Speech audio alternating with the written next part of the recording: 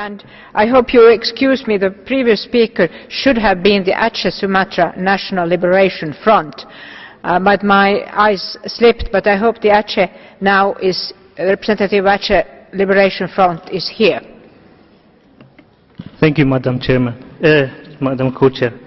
Ladies and gentlemen, my name is Zainuddin Dawood and I'm from Acheh, Sumatra. As a sprawling archipelago, Indonesia is the size of the European continent and consists hundreds of ethnic minorities with over 400 distinct languages and dialects. One of the main problems is that Indonesia has only one language in use, called Bahasa Indonesia. After independence, unity in diversity was adopted as a national slogan, and Bahasa was imposed on everyone as a national language. As a new entity, Indonesia is obsessed in unifying the nation, and anything that deemed to weaken the state are either discouraged or forbidden. As a result, dozens of minority languages are already extinct, and many are severely endangered and in need of protection.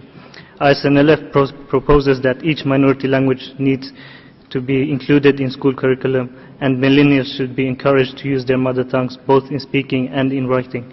Madam Co-Chair, I'd also like to briefly inform the Forum about human rights situation of the post-conflict Aceh. For 3 decades, Aceh had become a killing field for the Indonesian armed forces, during which thousands of Achenese civilians had been killed.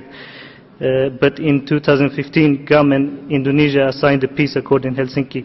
Thus, one of the longest armed conflicts in Southeast Asia eventually ended. 40 years later, despite promises made by the government, this has been the last decade for tens of thousands of the victims.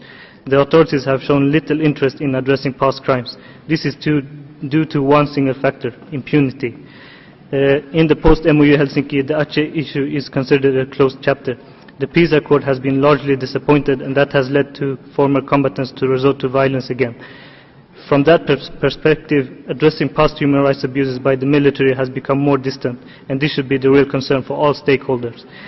Madam Co-Chair, Indonesia should review its policy towards Aceh, particularly about fundamental freedoms and the right to self-determination of the people of Aceh. ISNLF therefore calls upon international communities, especially the EU and the UN, to closely monitor the situation in Aceh and put pressure on Indonesia to end impunity. Thank you for your attention.